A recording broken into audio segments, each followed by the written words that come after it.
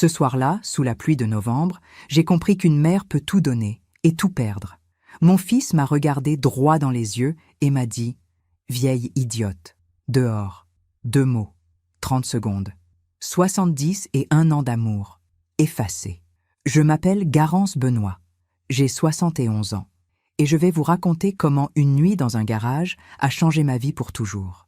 Vous savez, on ne s'imagine jamais debout sous la pluie, à son âge, avec un sac en plastique contenant tout ce qu'on a pu sauver. On ne s'imagine pas chassé de sa propre maison par l'enfant qu'on a porté, nourri, aimé. Mais ce soir-là, c'est exactement ce qui m'est arrivé. J'habitais depuis 3 ans chez mon fils Édouard et sa femme Chloé, dans cette belle maison bourgeoise de Neuilly-sur-Seine que mon défunt mari, Philippe, avait en partie financée. Philippe, mon amour, mon roc. Il nous avait quittés il y a 5 ans, après 42 ans de mariage. Cancer du pancréas. 4 mois entre le diagnostic et le départ. Avant de partir, il m'avait pris la main et murmuré « Promets-moi de rester proche d'Édouard. Il aura besoin de toi. » J'avais promis, j'avais tenu ma promesse, peut-être trop bien. Les premières années après la mort de Philippe, je vivais seule dans notre appartement du 15e arrondissement. Trop de souvenirs, trop de silence. Édouard passait me voir tous les dimanches. Chloé préparait le déjeuner. Tout semblait aller bien. Puis un soir, Édouard m'a téléphoné. « Maman, tu ne peux pas rester seule comme ça. Viens vivre avec nous, on a de la place. Et puis, tu pourrais nous aider avec les enfants. » Les enfants, mes petits-enfants. Léa, 8 ans, et Jules, 6 ans. Mes trésors. J'ai accepté. Je pensais que c'était de l'amour. Je n'avais pas compris que c'était un arrangement. Au début, tout semblait parfait. J'avais ma chambre au 2e étage, avec vue sur le jardin. Je préparais le petit déjeuner, j'emmenais les enfants à l'école, je faisais les courses. Chloé travaillait dans la communication. Édouard dirigeait une start-up. Il rentrait tard. « Maman, tu nous sauves la vie !» disait Édouard en m'embrassant le front. Je me sentais utile, nécessaire, aimé. Mais peu à peu, l'utile est devenu l'attendu. L'attendu est devenu l'exigé. « Maman, tu peux aller chercher mes chemises au pressing ? Garance, ce soir on reçoit, tu peux préparer ta blanquette ? Maman, les enfants ont piscine à 16 heures. Plus de, s'il te plaît. Plus de, merci. » Juste des ordres polis. Le soir du drame, c'était un vendredi. Chloé avait organisé un dîner avec des clients importants. Elle m'avait demandé de préparer un menu gastronomique pour 12 personnes. J'avais passé toute la journée en cuisine. Dos courbé, mains tremblantes. À 71 ans, on n'a plus la force de ses 20 ans. Mais je voulais bien faire. Pour Édouard. Pour eux. Vers 19 heures, alors que je dressais les assiettes, Jules est entré en courant dans la cuisine et a renversé la soupière de velouté de châtaigne. Partout. Sur le carrelage, sur mes vêtements, sur lui. J'ai dit doucement « Ce n'est rien, mon chéri. On va nettoyer. » Mais Chloé est entrée comme une furie. « Garance, mais vous êtes incapable de surveiller un enfant ? Les invités arrivent dans 1 heure. » J'ai tenté de m'excuser. Jules pleurait. Puis Édouard est arrivé. Il n'a pas demandé ce qui s'était passé. Il a juste regardé le désastre et a dit, froidement, « Maman, tu ne peux plus vivre ici. Mon cœur s'est arrêté. Quoi ? Tu nous gênes. Tu es fatiguée. Tu fais des erreurs. On ne peut plus continuer comme ça. » Chloé a ajouté, les bras croisés, « On a fait un effort pendant 3 ans, Garance. Mais là, c'en est trop. J'ai regardé mon fils, mon petit garçon, celui que j'avais allaité, consolé, accompagné à l'université. Édouard, tu ne penses pas ce que tu dis. » Il a soupiré. Et là, il a prononcé les mots que je n'oublierai jamais. « Arrête de jouer les victimes, vieille idiote. Prends tes affaires et dégage. » Je suis restée figée. Vieille idiote. Dehors. Les enfants regardaient, par la porte entr'ouverte. Léa pleurait en silence. J'ai monté les escaliers comme un automate. J'ai mis quelques vêtements dans un sac. Une photo de Philippe. Mon châle en laine bleue. Et les clés. Les clés du garage. Ce garage que Philippe avait acheté il y a 15 ans, un peu à l'écart de Neuilly, près du bois de Boulogne. Il y rangeait sa vieille Peugeot et ses outils. Après sa mort, je n'y étais jamais retournée. Trop douloureux. Mais ce soir-là, je n'avais nulle part où aller. Sous la pluie, j'ai marché jusqu'à la station de taxi. Le chauffeur m'a regardé avec pitié. « Ça va, madame ? » ?»« Oui, emmenez-moi au 12, allée des Marronniers. » Le garage. 20 minutes plus tard, j'étais devant la porte en métal rouillé. Mes mains tremblaient en insérant la clé dans la serrure. Je ne savais pas ce que j'allais trouver. Peut-être rien, peut-être un espace vide et froid où passer la nuit. J'ai tourné la clé, la porte s'est ouverte, et j'ai perdu le souffle, car à l'intérieur se trouvait... Parfois, on fait confiance à ceux qui ne la méritent pas. Et vous, avez-vous déjà été déçu par quelqu'un que vous aimiez? Racontez-moi votre histoire dans les commentaires, j'aimerais vous lire. À l'intérieur se trouvait une vie, pas le garage froid et poussiéreux que j'imaginais. Non, une petite pièce chauffée, propre, meublée, un lit, une place avec des draps blancs soigneusement pliés, une kitchenette avec une bouilloire, des tasses, du thé, un fauteuil près d'une lampe, des rideaux aux fenêtres, et sur la petite table en bois, une enveloppe, mon nom écrit dessus, de la main de Philippe. Garance. Mes jambes ont faibli.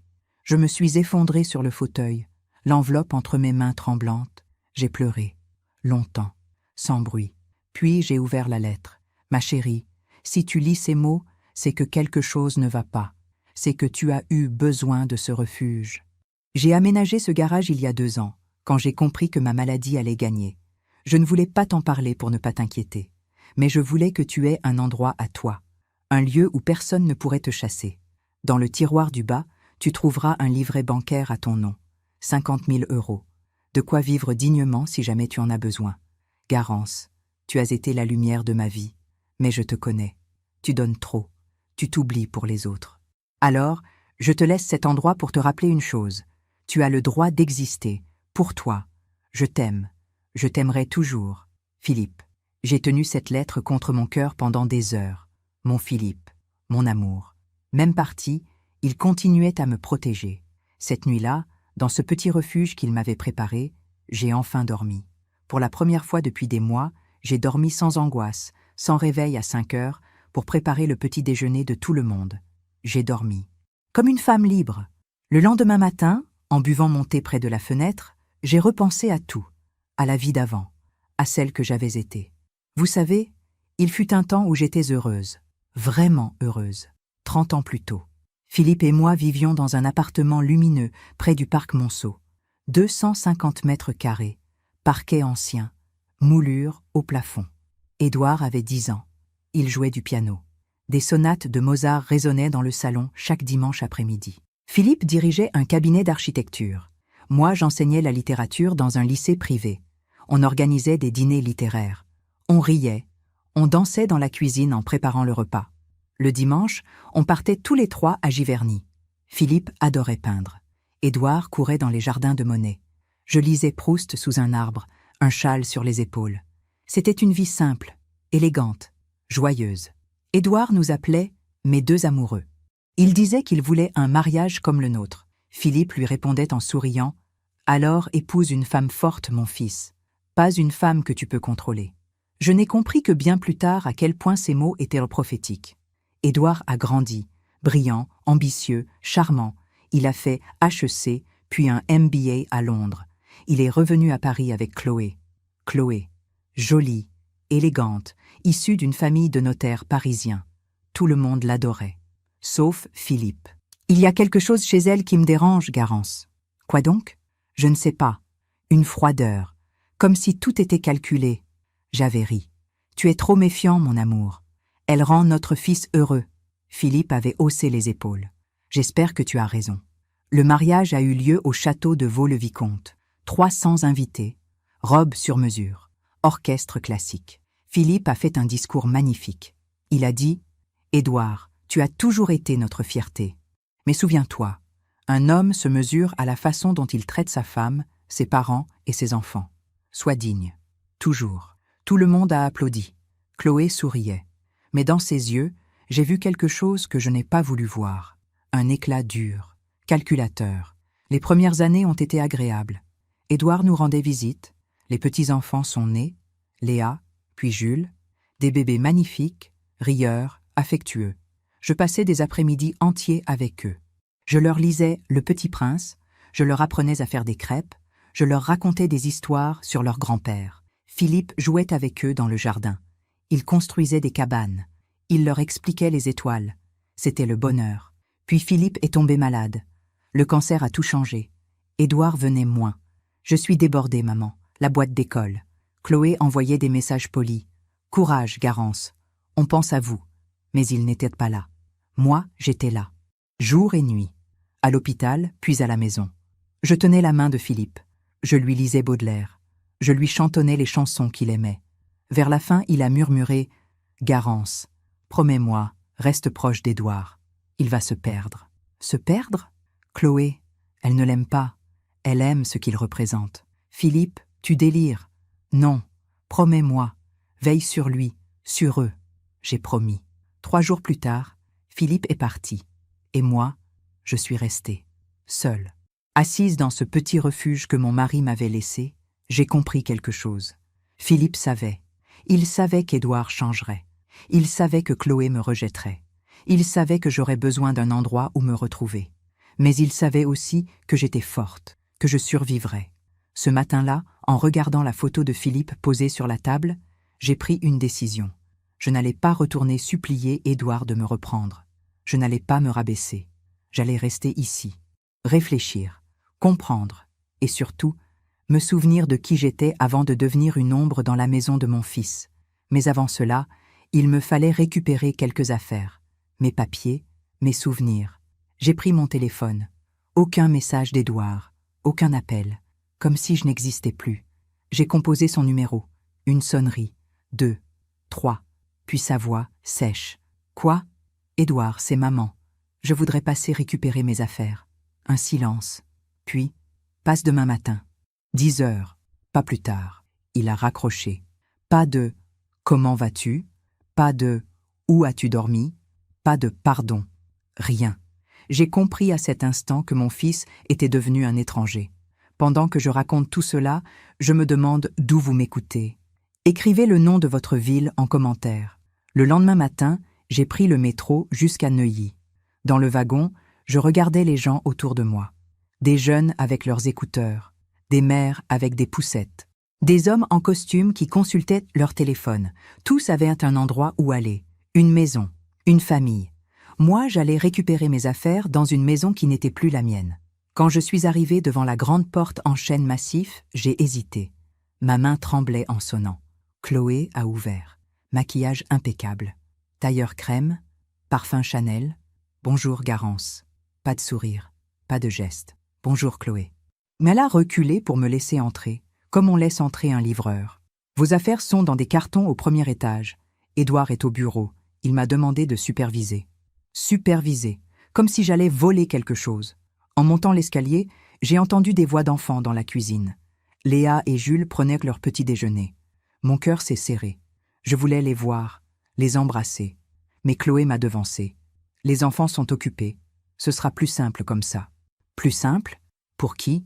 Dans ma chambre, mon ancienne chambre, tout était rangé dans 4 cartons. Mes vêtements, mes livres, mes photos. Ma vie condensée en 4 boîtes en carton. Sur le lit, soigneusement plié, mon châle bleu. Celui que Philippe m'avait offert pour nos 20 ans de mariage. À côté, une enveloppe avec mon nom. J'ai ouvert l'enveloppe. Un mot de Chloé. Garance, nous vous remercions pour ces 3 années. Vous trouverez 6 juin un chèque de 1 000 € pour vous aider dans cette transition. Nous vous demandons de ne pas revenir sans invitation. Les enfants ont besoin de stabilité. Cordialement, Chloé et Édouard. Un chèque, 1 000 €, comme un salaire de départ pour une employée. J'ai relu la phrase « Nous vous demandons de ne pas revenir sans invitation. » Mes petits-enfants, mes trésors, on me les enlevait. En descendant les cartons, j'ai croisé le regard de Léa dans l'entrebâillement de la porte de la cuisine. Ses grands yeux bleus étaient remplis de larmes. « Mamie !» Chloé a fermé la porte. « Léa, finis ton petit déjeuner. » J'ai entendu ma petite fille pleurer derrière la porte. Mais je n'ai rien dit, parce que j'avais peur. Peur qu'ils m'interdisent complètement de les revoir. Peur de perdre définitivement ces enfants. Alors, je me suis tue. Et en me taisant, j'ai compris que j'avais déjà perdu. Dans le taxi qui me ramenait au garage, je tenais mon châle contre moi. Ce châle qui avait traversé tant d'années, tant de moments. Philippe, qui me l'enroulait autour des épaules les soirs d'hiver. Moi qui le portais quand j'allais chercher Édouard à l'école. Un bout de laine bleue qui contenait toute une vie. Et soudain, j'ai repensé aux signes. Tous ces signes que je n'avais pas voulu voir. 2 ans plus tôt. 6 mois après mon installation chez Édouard et Chloé. Un dimanche, nous étions tous dans le salon. Les enfants jouaient, Édouard lisait le journal, Chloé pianotait sur son téléphone. J'ai proposé « Et si on allait se promener au bois de Boulogne ? Il fait si beau. » Chloé a levé les yeux, un sourire poli. « Oh, Garance, nous avons prévu un déjeuner entre amis. Vous ne seriez pas à l'aise. Ce sont des gens de notre âge. Des gens de leur âge. J'avais 59 ans. Elle en avait 38. 21 ans de différence. Mais ce n'était pas une question d'âge. C'était une question de place. Ma place n'était pas avec eux. Ma place était dans la cuisine. Ou dans ma chambre. 1 an plus tôt. Un soir, j'ai entendu Chloé au téléphone avec une amie. « Oui, elle est gentille, mais parfois c'est étouffant. Non, elle ne sort jamais. Elle est toujours là. Enfin, c'est pratique pour les enfants. Mais... » Je me suis éloignée sans bruit. Ce soir-là, j'ai pleuré dans ma chambre. Étouffante. Pratique. Voilà ce que j'étais devenue. 6 mois plus tôt. Pour l'anniversaire d'Édouard, j'avais préparé son gâteau préféré. Un fraisier. Celui que je lui faisais depuis qu'il était enfant. Quand je l'ai apporté à table, il a souri. « Merci, maman. » Puis Chloé a dit d'un ton léger, « C'est gentil, Garance, mais la prochaine fois, peut-être quelque chose de plus léger ?» Édouard fait attention à sa ligne. Elle a découpé de fines tranches. Symbolique. Mon gâteau, mon amour, réduit à une politesse gênante. Tous ces moments, tous ces petits rejets, ces phrases douces qui blessent plus que les cris. Je les avais avalés, digérés, excusés. Ils sont fatigués. Ils ont beaucoup de pression. Je suis trop sensible. Je m'étais convaincue que c'était normal, que j'exagérais, que j'étais chanceuse d'être chez eux. Mais aujourd'hui, assise dans ce taxi avec mes 4 cartons, je comprenais enfin. Je n'avais pas été chanceuse. J'avais été utilisée.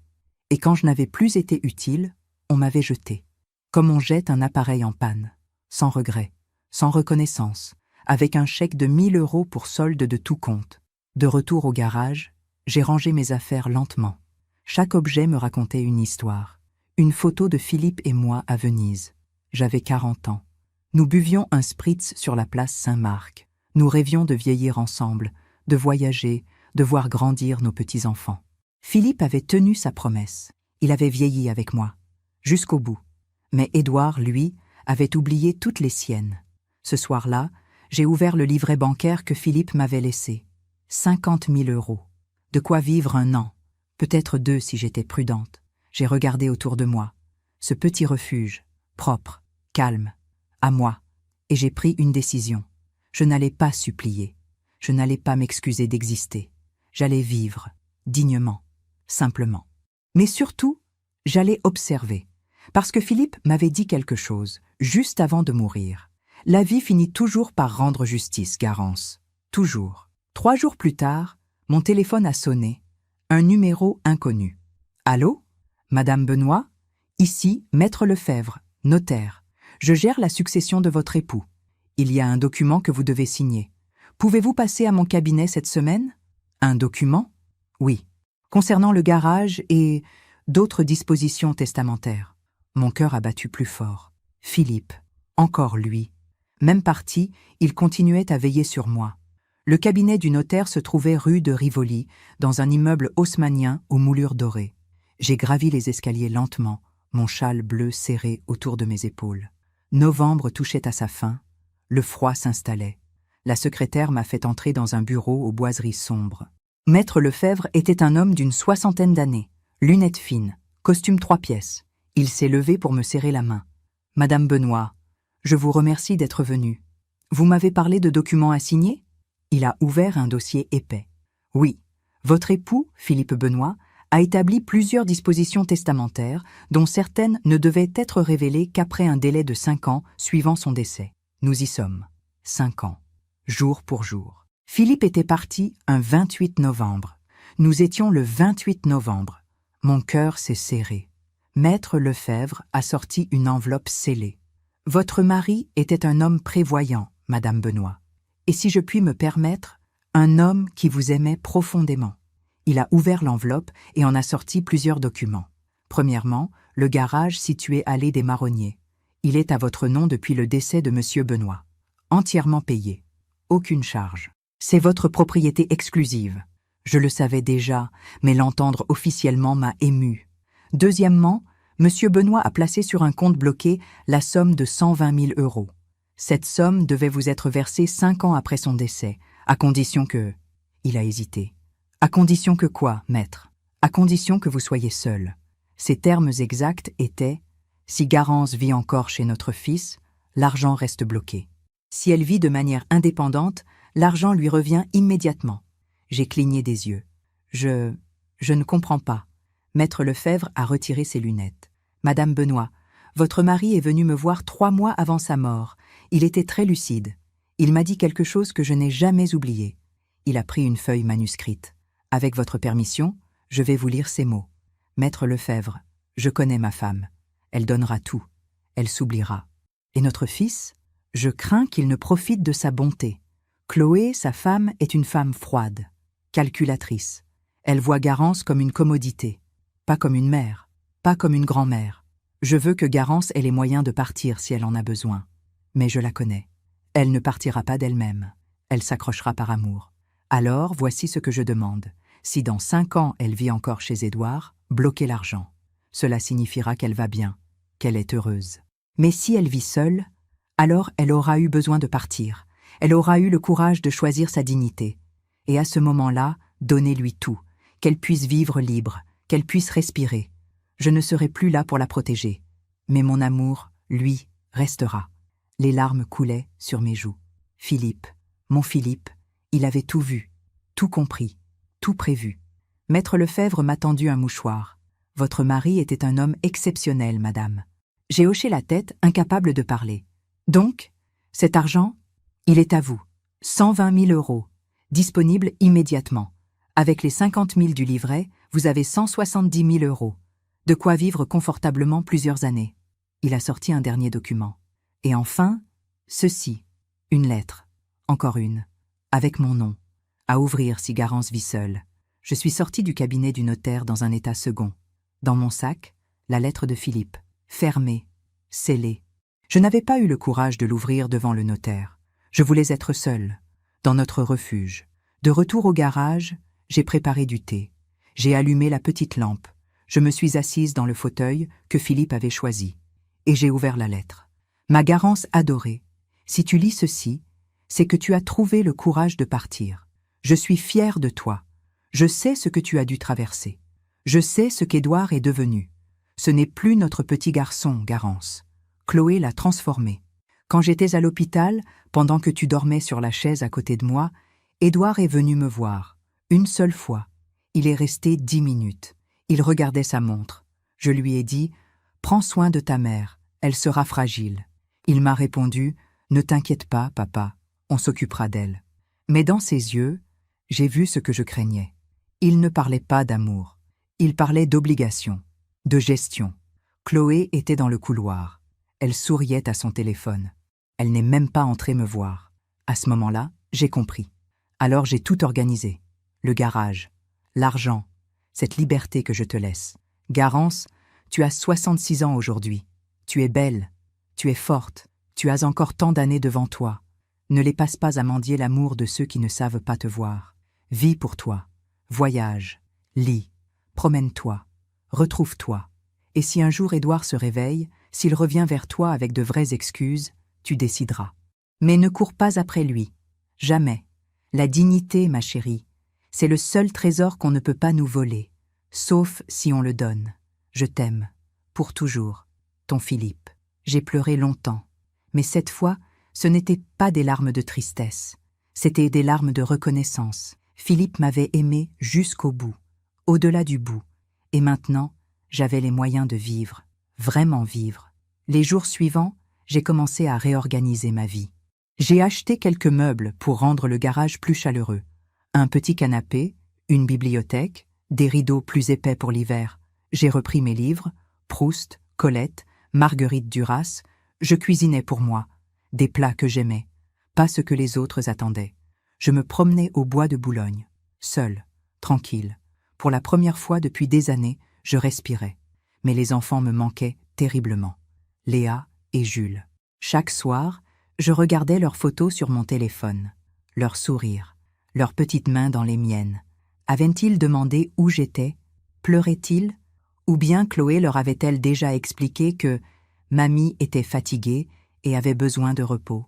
Un mensonge élégant pour effacer une grand-mère gênante. Puis, un matin, j'ai reçu un message. Un numéro inconnu. Mamie, c'est Léa. J'ai pris le téléphone de maman. Tu me manques. Pourquoi tu es partie? Jules pleure tous les soirs. Moi aussi. S'il te plaît, reviens. Je t'aime. Mon cœur s'est brisé. J'ai relu le message 10 fois, 20 fois. Puis j'ai répondu. Ma chérie, mamie va bien. Je t'aime très fort, toi et Jules.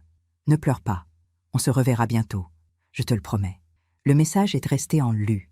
Mais aucune réponse. 2 heures plus tard, un autre message. D'Édouard cette fois. Maman ne contacte plus les enfants. Léa a pris le téléphone de Chloé sans permission. Nous avons besoin de temps. Respecte notre décision. Respecte notre décision. Comme si mes petits-enfants étaient leur propriété. Comme si mon amour ne comptait pas. Ce soir-là, je suis sortie marcher. J'avais besoin d'air. Il pleuvait légèrement. Les réverbères illuminaient les flaques. Tout était calme. En passant devant un café, j'ai vu une femme seule près de la fenêtre. Elle buvait un thé en lisant. Elle devait avoir mon âge. Elle souriait en tournant les pages de son livre. Elle était seule. Mais elle n'avait pas l'air abandonnée. Elle avait l'air libre. Je suis rentrée au garage et j'ai pris une décision. J'allais respecter leur demande, pour l'instant. Mais j'allais aussi observer. Philippe m'avait dit « La vie finit toujours par rendre justice ». Je n'allais pas forcer les choses. Je n'allais pas supplier. J'allais attendre. Et surtout, j'allais comprendre. Comprendre qui était vraiment devenu mon fils. Comprendre qui était Chloé. Comprendre ce qui s'était réellement passé. 2 semaines plus tard, en faisant mes courses au Monoprix près de Neuilly, j'ai croisé une femme que je connaissais. Sylvie. Une ancienne voisine de l'époque où Philippe et moi vivions dans le 15e. Elle avait mon âge. Nous prenions parfois le thé ensemble. Garance. Mon Dieu, ça fait des années. Elle m'a serré dans ses bras.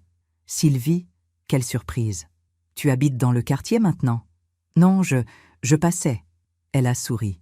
Viens, on prend un café. Tu as le temps? Nous nous sommes installés dans un petit salon de thé rue de Longchamp. Sylvie commandait déjà des éclairs au chocolat en riant. Alors, raconte-moi tout. Comment va Édouard? Et les petits? J'ai hésité. Devais-je mentir? Faire comme si tout allait bien? Mais quelque chose en moi s'est rebellé.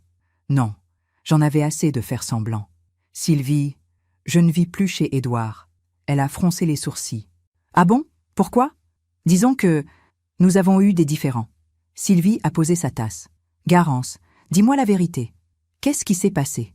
Alors je lui ai tout raconté. Le dîner, l'insulte, l'expulsion, le garage, les lettres de Philippe, tout. Sylvie m'écoutait, le visage grave. Quand j'ai terminé, elle a soupiré longuement. Garance, je vais te dire quelque chose, et tu ne vas pas aimer. Mon cœur s'est accéléré. Quoi donc? Il y a 6 mois, j'ai croisé Chloé dans une boutique du Bon Marché. Elle était avec une amie, je les ai entendus parler. Et Sylvie a baissé la voix.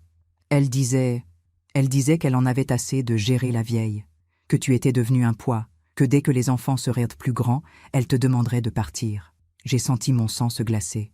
Elle a vraiment dit ça? Oui, mot pour mot. Son amie riait. Elle disait « Mais au moins, elle vous rend service, non ?» Et Chloé a répondu « Oui, mais à quel prix? Elle est toujours là, toujours dans nos pattes. » Un silence. Garance, ton fils a épousé une femme froide, une femme qui ne t'a jamais aimé. Elle t'a utilisé. Et maintenant qu'elle n'a plus besoin de toi, elle t'a jeté. Je suis rentrée au garage dans un état second. Ainsi, Chloé avait tout prévu. Depuis des mois, peut-être des années. Le dîner raté, l'insulte d'Édouard. Ce n'était pas un accident. Ce n'était pas la fatigue ou la colère. C'était une excuse. Une excuse pour me chasser. Proprement. Définitivement. Ce soir-là, assise dans mon fauteuil, j'ai repensé à tous les moments. Les sourires polis de Chloé. Ses remarques douces mais blessantes. Sa manière de me mettre à l'écart. Philippe avait raison. Elle ne m'avait jamais aimé. Et Édouard, mon fils, avait laissé faire. Pire, il avait participé. Mais je n'étais plus la même femme que celle qui avait été chassée sous la pluie il y a 3 semaines. J'avais un toit, j'avais de l'argent, j'avais ma dignité. Et surtout, J'avais compris. Compris que je ne pouvais pas forcer l'amour, que je ne pouvais pas mendier une place dans leur vie, mais je pouvais observer, attendre. Et comme Philippe l'avait dit, la vie finit toujours par rendre justice. Toujours. Je me demande encore si j'ai bien fait de ne pas insister davantage. Et vous? Auriez-vous laissé partir vos petits-enfants sans vous battre? Les semaines suivantes, j'ai vécu dans une étrange tranquillité. Le garage était devenu mon cocon. Je me levais tard. Je prenais mon petit déjeuner face à la fenêtre. Je lisais, je me promenais. Mais chaque jour, une douleur sourde me traversait. Mes petits-enfants, Léa, Jules, leur absence était une amputation. Un matin de décembre, alors que je buvais mon thé, j'ai reçu un coup de téléphone inattendu. « Madame Benoît? Ici Madame Arnaud, la directrice de l'école Sainte-Geneviève. » Mon cœur a bondi. L'école de Léa et Jules. « Oui, Madame la directrice? Je vous appelle parce que nous avons un léger problème. Jules a eu un malaise ce matin. Rien de grave, mais nous devons le renvoyer à la maison. Nous avons essayé de joindre Madame Benoît, enfin, Madame Moreau, mais elle ne répond pas. Son téléphone semble éteint. Et mon fils? Monsieur Moreau est en déplacement à Londres pour la semaine. Nous avons trouvé votre numéro comme contact secondaire dans le dossier. Pouvez-vous venir chercher Jules? J'ai fermé les yeux. Édouard m'avait interdit de voir les enfants. Mais là, ils avaient besoin de moi. J'arrive. 20 minutes plus tard, j'étais devant l'école. Mon cœur battait si fort. Jules était assis dans le bureau de l'infirmière, pâle, les yeux rouges. Quand il m'a vu, son visage s'est illuminé. « Mamie !» Il s'est jeté dans mes bras. « Mamie, tu es revenue !» J'ai serré mon petit-fils contre moi. Il sentait le savon et la craie. Il tremblait un peu. « Je suis là, mon chéri. Je suis là. » L'infirmière m'a expliqué qu'il avait eu une crise d'angoisse. Pas de fièvre, pas de maladie, juste de l'angoisse, à 6 ans. Cela arrive de plus en plus souvent, m'a confié l'infirmière à voix basse. Il pleure beaucoup en classe. Il dit qu'il veut voir sa mamie. Mon cœur s'est déchiré. J'ai ramené Jules au garage. Je n'avais pas le choix.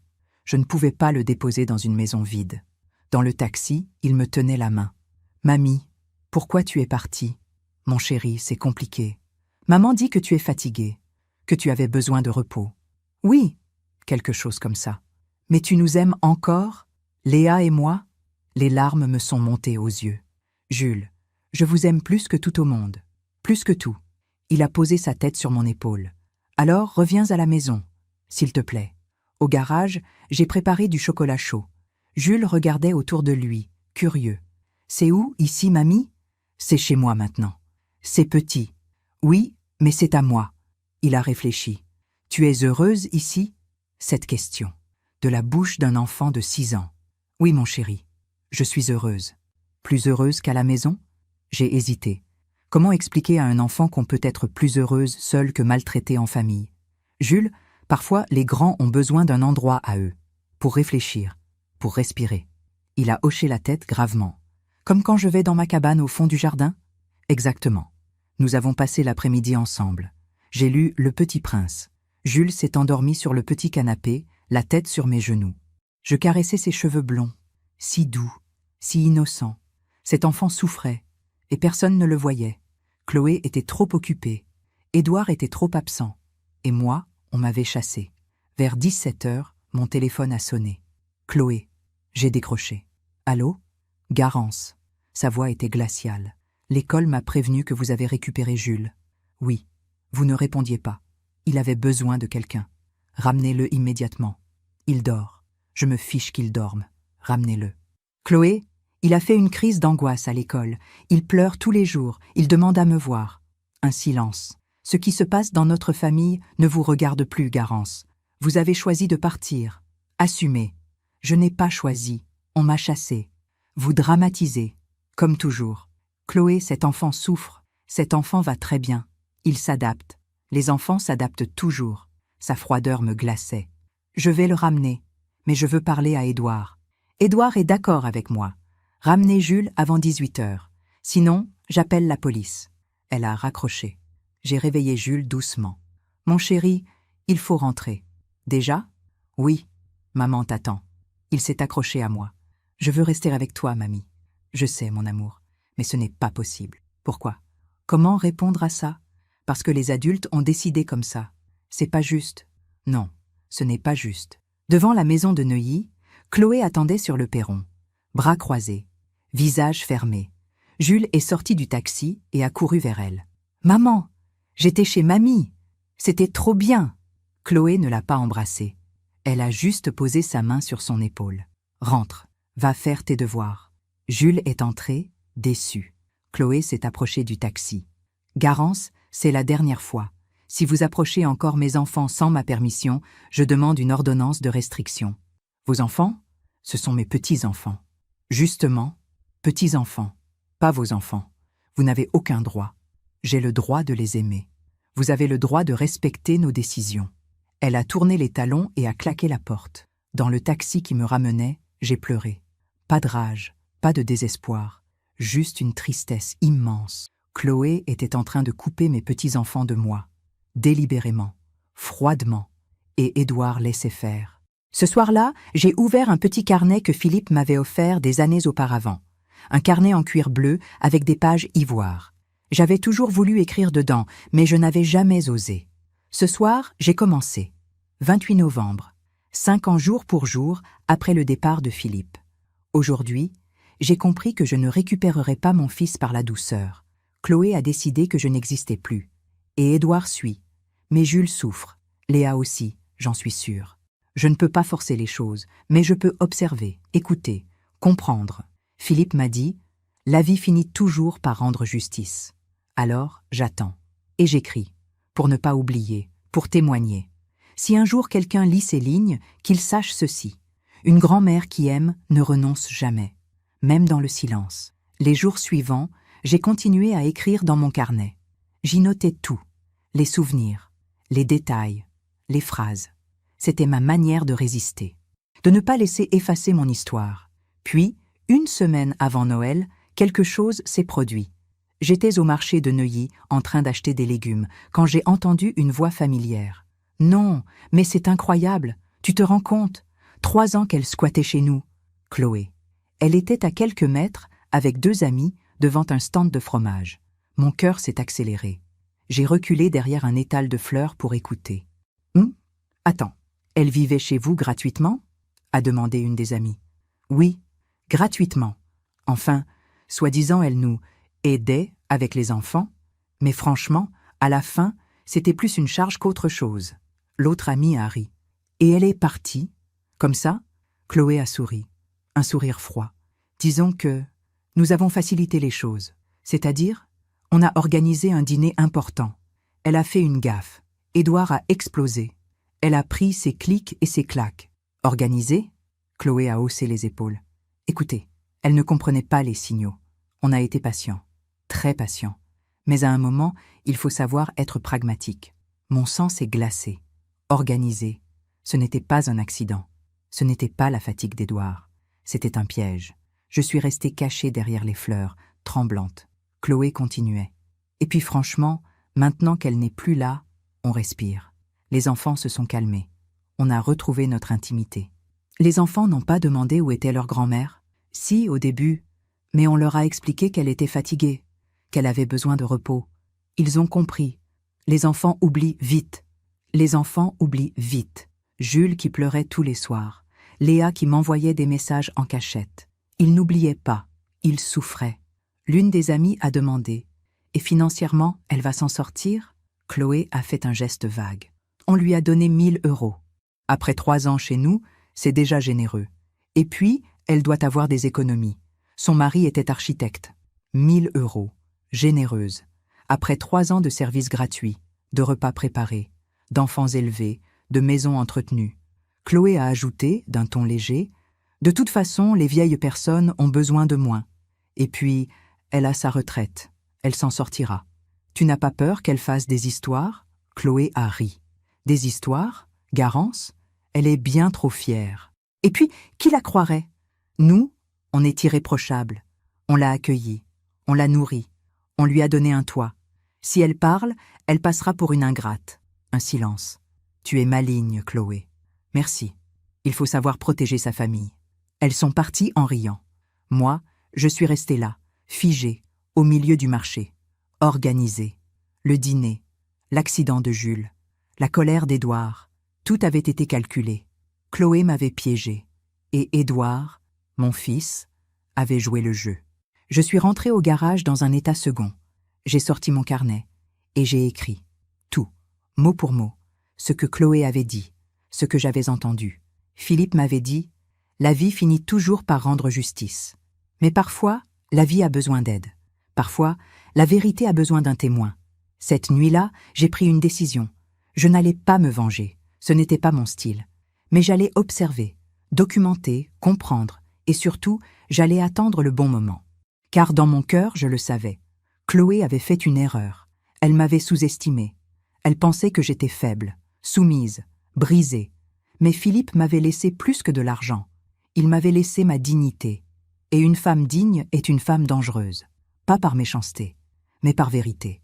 Le lendemain, j'ai reçu un appel d'une vieille amie de Philippe, Monsieur Renaud, son ancien associé au cabinet d'architecture. Garance, c'est Henri Renaud. J'ai appris pour ta situation. Comment l'as-tu appris? Édouard est venu me voir la semaine dernière. Il cherche des investisseurs pour sa start-up. Mon cœur s'est accéléré. Ah bon? Oui. Il m'a expliqué que tu vivais maintenant de manière indépendante, que vous aviez convenu d'un arrangement à l'amiable. Un arrangement à l'amiable. Oui, il avait l'air, soulagé. Un silence. Garance, je connais Édouard depuis qu'il est enfant. Ce n'est plus le même garçon. Philippe me l'avait dit avant de partir. Henri, surveille mon fils. Il risque de se perdre. Tu as investi? Non. Quelque chose me dérangeait. Alors j'ai fait des recherches. Mon cœur battait fort. Quel genre de recherche? Henri a hésité. Garance, il faut qu'on se voie. Il y a des choses que tu dois savoir, des choses importantes. 2 jours plus tard, j'étais assise dans un café de Saint-Germain-des-Prés, face à Henri Renaud. Il avait 75 ans, les cheveux blancs, des lunettes fines. Un homme élégant et réfléchi. Il a sorti un dossier. Garance, ce que je vais te dire est délicat, mais tu dois savoir. Je t'écoute. J'ai fait auditer la start-up d'Édouard, discrètement, par un ami expert comptable. Il a ouvert le dossier. Sa société est en difficulté, grave difficulté. Il a des dettes de plus de 200 000 €, des factures impayées, des salaires en retard. J'ai blêmi. Comment est-ce possible? Mauvaise gestion, dépenses excessives et surtout, un train de vie qu'il ne peut pas assumer. Il m'a montré des relevés bancaires. Regarde, voyages à Dubaï, restaurants étoilés, vêtements de luxe, voitures de sport. Tout ça sur le compte professionnel. Mais comment peut-il encore vivre dans cette maison à Neuilly? Henri a soupiré. La maison, justement. Il a sorti un autre document. La maison que Philippe a financée à hauteur de 60% est hypothéquée. Édouard a contracté un prêt de 300 000 € il y a 2 ans. Mon cœur s'est arrêté. Pourquoi faire? Officiellement, pour rénover. En réalité, je pense que c'était pour éponger ses dettes professionnelles. Il a refermé le dossier. Garance, ton fils est au bord de la faillite. Et je pense que... Il a hésité. Tu penses que quoi? Je pense que c'est pour ça qu'ils t'ont gardé si longtemps. Et c'est pour ça qu'ils t'ont chassé. Je ne comprenais pas. Explique-moi. Henri a pris ma main. Pendant que tu étais chez eux, tu faisais tout. Gratuitement. Garde d'enfants, ménage, cuisine, courses. Tu leur économisais au moins 2 000 € par mois. J'ai fait le calcul. 3 ans. 72 000 €. Mais pourquoi me chasser alors? Parce que tu coûtais aussi. Nourriture, électricité, présence. Et surtout, il a marqué une pause. Surtout, tant que tu vivais chez eux, tu ne touchais pas l'héritage différé de Philippe. Mon sang s'est glacé. Comment sais-tu pour l'héritage différé? Philippe m'en avait parlé. Il voulait te protéger. Il savait qu'Édouard était en difficulté financière. Il voulait que tu sois indépendante. Henri m'a regardé droit dans les yeux. Garance, Édouard et Chloé savaient pour l'héritage différé. Philippe avait dû en parler à Édouard. Et je pense qu'ils ont calculé. Tant que tu vivais chez eux, l'argent restait bloqué. Mais dès que tu partais, l'argent me revenait. Exactement. Tout devenait clair. Le piège du dîner, l'insulte, l'expulsion. Ils voulaient que je parte, pas par méchanceté, par calcul, car une fois parti, j'aurais l'argent de Philippe. Et eux, ils pourraient me demander de l'aide. Henri a ajouté doucement. Garance, je pense qu'ils vont revenir. Dans quelques semaines, quelques mois, quand la situation sera vraiment critique. Ils vont revenir avec des excuses, des larmes, des promesses. Pour me demander de l'argent? Oui, un silence. Que dois-je faire? Henri a souri tristement. Ça, ma chère Garance, c'est à toi de décider. Mais souviens-toi de ce que Philippe disait toujours. La dignité avant tout. Je suis rentrée au garage le cœur lourd. Tout s'expliquait. Le sourire de Chloé, la distance d'Édouard, la mise en scène du dîner. J'avais été utilisée, calculée, jetée. Mais maintenant je savais. Et savoir, c'est pouvoir. Ce soir-là, j'ai écrit dans mon carnet « 15 décembre ». Aujourd'hui, j'ai compris que mon fils ne m'avait pas chassé par colère. Il m'avait chassé par intérêt. Le pire, ce n'est pas la trahison, c'est la préméditation. Mais Philippe avait raison. La vie finit toujours par rendre justice. Et moi, je vais attendre. Pas pour me venger, pour voir. Car ceux qui construisent leur vie sur le mensonge finissent toujours par s'écrouler. Toujours. Noël approchait. Les rues de Paris brillaient de 1000 lumières. Les vitrines des grands magasins scintillaient.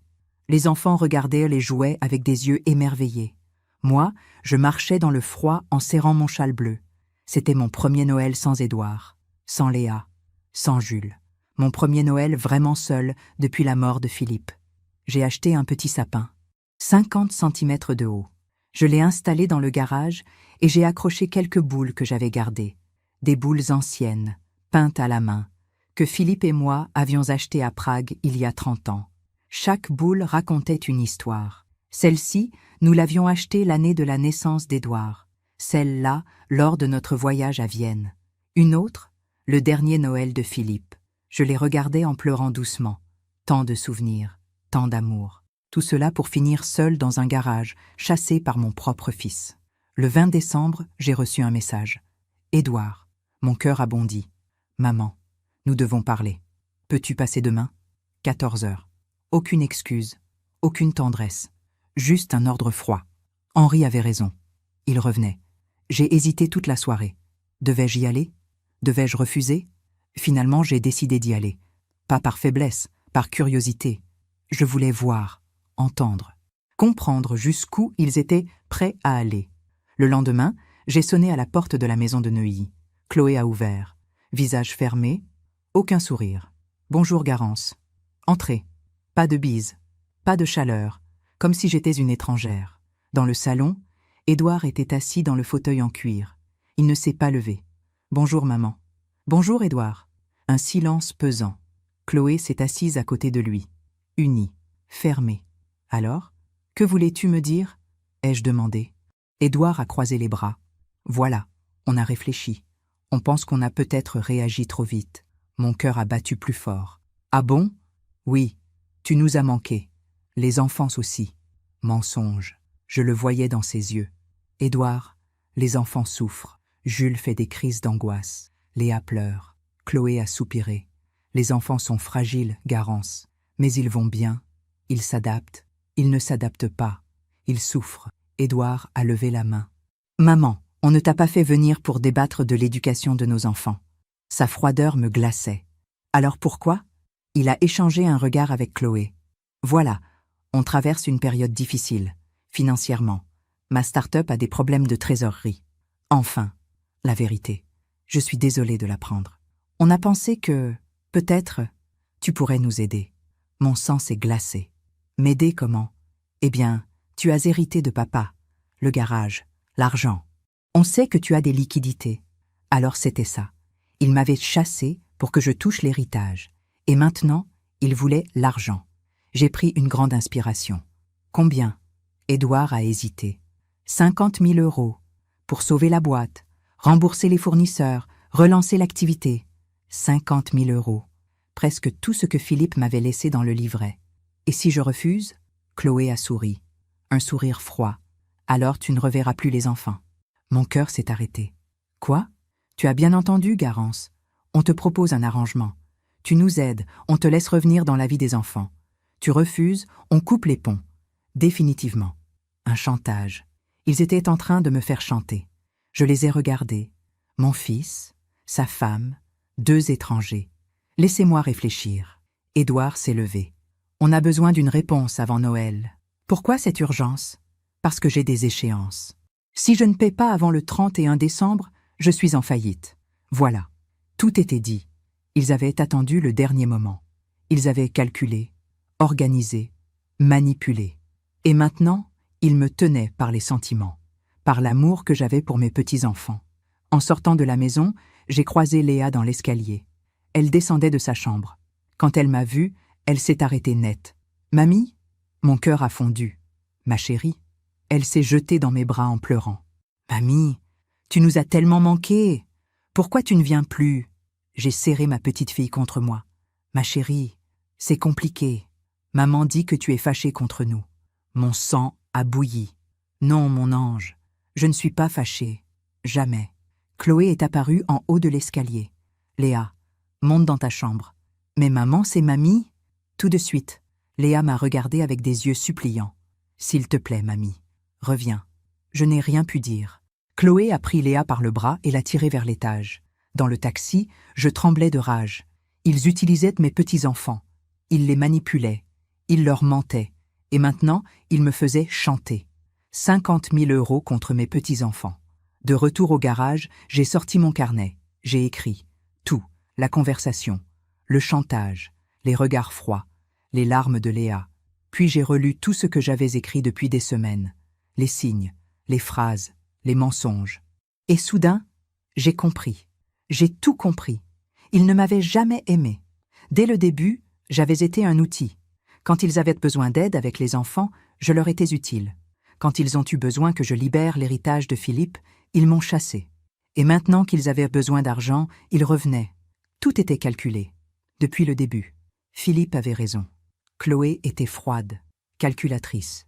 Et Édouard, mon fils, était devenu comme elle. Cette nuit-là, j'ai relu les lettres de Philippe. Ne les passe pas à mendier l'amour de ceux qui ne savent pas te voir. La dignité, ma chérie, c'est le seul trésor qu'on ne peut pas nous voler, sauf si on le donne. Philippe savait, il avait tout prévu. Il m'avait laissé l'argent pour que je sois libre, pas pour que je le donne à un fils ingrat et à une belle-fille manipulatrice. Le 23 décembre, j'ai rappelé Édouard. « Maman, tu as réfléchi ?» « Oui. » « Alors ?» J'ai pris une grande inspiration. Ma réponse est non. Un silence. « Quoi ?»« Non, Édouard, je ne te donnerai pas d'argent. Maman, tu ne comprends pas. Je vais perdre ma boîte, la maison, tout. Je comprends très bien, mais tu as fait tes choix.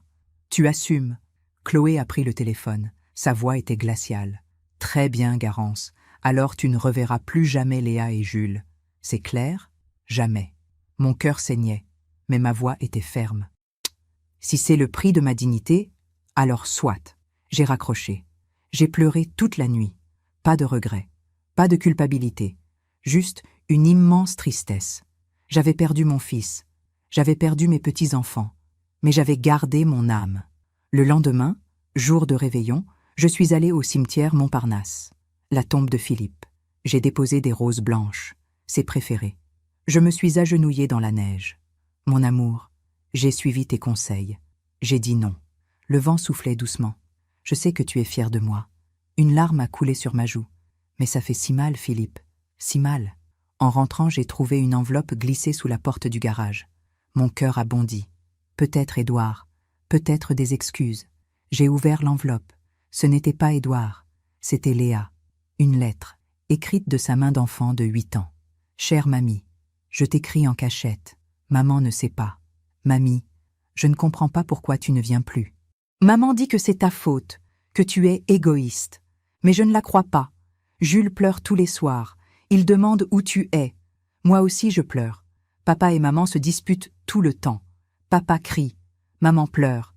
Ils disent que c'est à cause de l'argent, à cause de toi. Mamie, s'il te plaît, reviens. Même si maman ne veut pas. Reviens. Je t'aime. Léa. PS.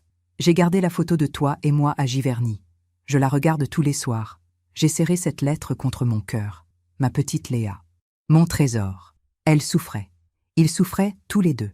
Et moi, je ne pouvais rien faire. Car si je cédais, je perdais ma dignité. Si je refusais, je perdais mes petits-enfants. Ce soir-là, dans mon petit refuge, j'ai compris quelque chose. La justice n'était pas encore venue. Mais elle viendrait. Car ceux qui construisent leur bonheur sur la douleur des autres finissent toujours par payer. Toujours. Et moi, Je serai là pour voir, pas par vengeance, mais par vérité. Le 25 décembre, seul dans mon garage, j'ai allumé une bougie devant le petit sapin. J'ai pensé à Philippe, à Léa, à Jules, et j'ai prié, pas pour moi, pour eux, pour que la vérité éclate, pour que la justice arrive, pour que mes petits-enfants, un jour, comprennent. 3 jours plus tard, j'ai reçu un appel, un numéro inconnu. Madame Benoît, ici maître Dubois, avocat. Je représente un huissier mandaté par plusieurs créanciers de monsieur Édouard Moreau. Mon cœur s'est serré. Oui, nous avons appris que vous êtes sa mère. Monsieur Moreau est insolvable. Ses biens vont être saisis. Sa maison va être mise en vente. Un silence. Nous vous contactons car, parfois les familles préfèrent régler les dettes pour éviter la saisie. Combien ? 250 000 €. Une somme astronomique. Je ne peux pas. Je comprends. Alors la procédure suivra son cours. Il a raccroché. Édouard allait perdre sa maison, sa start-up, tout. Et il ne m'avait pas rappelé. Pas pour s'excuser, pas pour pleurer, juste pour demander de l'argent. J'ai ouvert mon carnet. J'ai écrit 28 décembre. Aujourd'hui, j'ai compris que la justice ne vient pas toujours sous forme de punition. Parfois, elle vient sous forme de conséquences. Édouard a fait ses choix. Il a menti, manipulé, trahi. Maintenant, il récolte. Et moi, je ne pleurerai pas sur sa chute, car un homme qui chasse sa mère sous la pluie ne mérite pas d'être sauvé, même par amour. La vérité était nue désormais. Mon fils n'était plus mon fils, il était devenu un étranger froid, calculateur, sans cœur. Et moi, j'étais enfin libre, libre de l'illusion, libre du mensonge, libre de l'espoir vain. Philippe, où que tu sois, merci. Merci de m'avoir préparé. Merci de m'avoir protégé. Merci de m'avoir laissé ma dignité. Janvier est arrivé avec son cortège de froid et de silence. Les rues de Paris étaient grises. Les gens marchaient vite, emmitouflés dans leurs manteaux. La nouvelle année avait commencé, mais pour moi, c'était comme si le temps s'était arrêté. Chaque matin, je me réveillais avec la même douleur sourde au cœur. Mes petits-enfants. J'avais relu 100 fois la lettre de Léa. Ses mots d'enfant, son écriture tremblante. « Mamie, s'il te plaît, reviens. » Mais comment revenir vers ceux qui vous ont chassé? Comment tendre la main vers ceux qui l'ont coupé? Le 10 janvier, alors que je lisais près de la fenêtre, j'ai entendu frapper à la porte du garage. Mon cœur a bondi. Personne ne connaissait cet endroit. Personne sauf... J'ai ouvert. Édouard. Il se tenait là, sous la pluie fine, sans parapluie. Les cheveux mouillés, le visage défait. Il avait vieilli de 10 ans en quelques semaines. Maman, sa voix était brisée. Je suis restée sur le seuil. Je ne l'ai pas fait entrer. Que veux-tu, Édouard? Il faut qu'on parle. Nous avons déjà parlé. Tu voulais de l'argent. J'ai refusé. Que reste-t-il à dire? Ses yeux se sont remplis de larmes. Maman, je t'en supplie, écoute-moi. J'ai hésité. Puis j'ai reculé pour le laisser entrer. Il est resté debout au milieu du petit espace, regardant autour de lui. Le canapé, la kitchenette, le sapin avec ses vieilles boules. C'est ici que tu vis? Oui. Grâce à ton père. Il a baissé les yeux. Je ne savais pas que papa avait... Philippe savait tout, Édouard. Il savait ce que tu deviendrais. Il savait que tu me chasserais. Alors, il m'a protégée. Un silence lourd. Édouard s'est assis sur le bord du canapé. Il se tenait la tête entre les mains. « Maman, je suis désolé. » Ces mots, enfin, mais ils sonnaient creux. Désolé de quoi, exactement? Il a relevé la tête. De tout. De t'avoir parlé comme je l'ai fait. De t'avoir chassé. De m'avoir utilisé? De m'avoir manipulé? De m'avoir fait chanter? Il a pâli. Maman, ce n'était pas quoi? Il s'est levé, nerveux. Écoute, j'étais sous pression. La boîte coulait. Chloé était stressée. Les enfants étaient difficiles. J'ai craqué. Tu as craqué. Oui, et tu t'es défoulé sur moi, sur ta mère. Je sais, j'ai eu tort. Je l'ai regardé. Vraiment regardé. Cet homme de 41 ans, avec ses traits tirés et ses yeux fuyants, ce n'était plus mon petit garçon qui jouait du piano dans le salon. Ce n'était plus l'adolescent qui voulait un mariage comme celui de ses parents. C'était un homme brisé par ses propres choix. « Pourquoi es-tu venu, Édouard ?» Il a pris une grande inspiration. « Parce que tout s'effondre, maman. Je sais. L'huissier m'a appelé. Il a écarquillé les yeux. Il t'a appelé? Oui. Pour me demander si je voulais régler tes dettes? 250 000 €. Il a baissé la tête. Et tu as dit non. Évidemment. Pourquoi? Ma voix s'est durcie. Pourquoi? Parce que tu m'as traitée de vieille idiote, parce que tu m'as chassée sous la pluie, parce que tu m'as fait chanter avec mes propres petits-enfants. Voilà pourquoi. Édouard s'est effondré sur le canapé, la tête dans les mains. Maman, si tu ne m'aides pas, je perds tout. La maison, la boîte, tout. Je sais. Et ça ne te fait rien? J'ai senti ma gorge se serrer. Si, ça me fait quelque chose. Tu es mon fils, mais tu n'es plus l'homme que j'ai élevé. Je suis toujours ton fils. Non, mon fils ne m'aurait jamais traité comme tu l'as fait. Mon fils m'aurait respecté, aimé, protégé. Un silence. Papa t'a protégé. Moi, je t'ai trahi. Édouard s'est mis à pleurer. De vraies larmes. Des sanglots d'homme brisé. Maman, je suis perdu. Je ne sais plus qui je suis. Chloé me pousse. Elle veut toujours plus. Plus d'argent, plus de luxe, plus de statut. Et moi, j'ai essayé de suivre. Mais je n'y arrive pas. Alors pourquoi restes-tu avec elle? Il a levé les yeux vers moi. Parce que j'ai peur. Peur d'être seul. Peur d'échouer. Peur de décevoir. Tu m'as déjà déçu, Édouard. Le jour où tu as choisi sa froideur plutôt que mon amour. Il s'est levé et s'est approché de moi. Maman, s'il te plaît, aide-moi. Je te rembourserai. Je te jure. Comment? Tu es ruiné. Je trouverai un moyen. Je travaillerai. Je reconstruirai. Mais s'il te plaît, ne me laisse pas tomber. J'ai reculé. Édouard, écoute-moi bien. Je l'ai regardé droit dans les yeux. Si je te donne cet argent, tu ne changeras pas. Tu continueras à vivre au-dessus de tes moyens. Tu continueras à laisser Chloé te manipuler. Tu continueras à faire les mauvais choix. Non, je te promets. Les promesses, tu les as déjà faites. À ton père, à moi, et tu les as toutes brisées. Il a reculé, comme frappé. Alors tu ne feras rien? Tu me laisseras couler? Non, Édouard, ce n'est pas moi qui te laisse couler. C'est toi qui as choisi de sauter dans l'eau sans savoir nager. C'est facile à dire pour toi. Tu as l'argent de papa. Ma voix s'est faite glaciale. Cet argent, ton père me l'a laissé pour que je vive dignement. Pas pour que je sauve un fils ingrat qui m'a chassé comme une moins que rien. Édouard a serré les poings. Très bien, très bien. Il s'est dirigé vers la porte. Tu sais ce qui va se passer, n'est-ce pas? On va perdre la maison. Les enfants devront changer d'école. Chloé va me quitter. Et tout ça sera de ta faute. Mon sang s'est glacé. De ma faute? Il s'est retourné. Oui, parce que tu aurais pu nous aider. Mais tu as choisi ton orgueil. Quelque chose en moi s'est brisé. Non, pas brisé, libéré. Édouard, regarde-moi.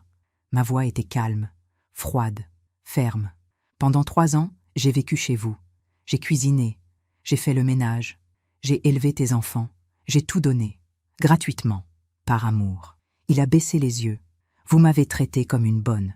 Vous m'avez humilié, isolé, et quand je n'ai plus été utile, vous m'avez jeté. Ce n'est pas vrai. Si, et tu le sais. J'ai ouvert un tiroir et j'ai sorti mon carnet bleu. Tu vois ça? J'ai tout écrit. Tout. Les phrases de Chloé, tes regards froids, le piège du dîner, la conversation que j'ai entendue au marché où Chloé avoue avoir organisé mon expulsion. Édouard a blêmi. Tu as entendu ça? Oui, j'ai tout entendu. J'ai tout noté. J'ai refermé le carnet. Alors ne viens pas me dire que c'est de ma faute. Tes problèmes, tu les as créés. Toi, pas moi. Édouard a reculé vers la porte. Je vois. Tu veux ta revanche? Non, Édouard. Je ne veux pas de revanche. Je veux juste ma paix. Eh bien, tu l'auras. Mais ne t'attends pas à revoir Léa et Jules. Jamais. Ces mots ont frappé mon cœur comme un coup de poignard. Tu utilises tes propres enfants comme monnaie d'échange? Ce sont mes enfants, pas les tiens. Ils sont mes petits-enfants. Plus maintenant. Il est sorti en claquant la porte. Je suis restée immobile, tremblante. C'était fini. Vraiment fini. Je venais de perdre mon fils. Définitivement. Et mes petits-enfants avec lui. Cette nuit-là, j'ai pleuré comme je n'avais pas pleuré depuis la mort de Philippe. J'ai pleuré toutes les larmes de mon corps. Mais au fond de moi, je savais.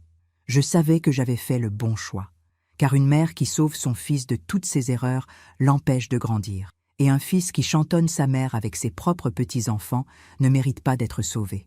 Le lendemain matin, j'ai reçu un message de Chloé. « Garance, puisque vous refusez de nous aider, nous quittons Paris. Nous déménageons en province. Vous ne saurez pas où.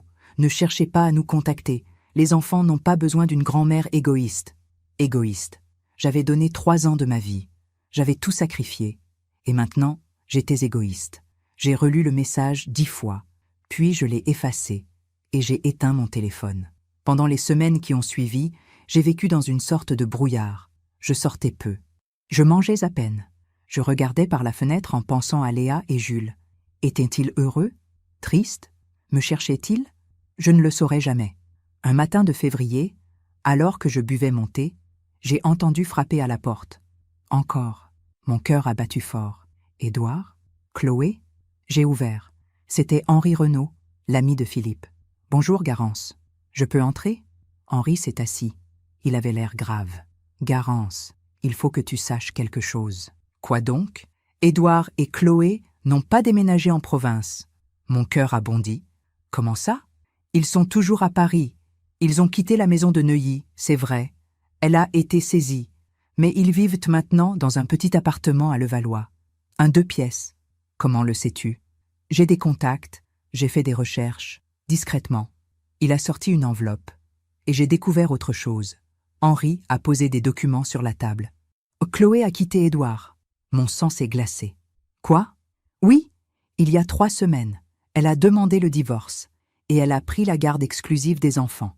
Mais pourquoi ? Henri a soupiré. Parce qu'Édouard n'a plus rien. Plus d'argent, plus de statut, plus de maison. Chloé est une femme calculatrice. Elle ne reste pas avec les perdants.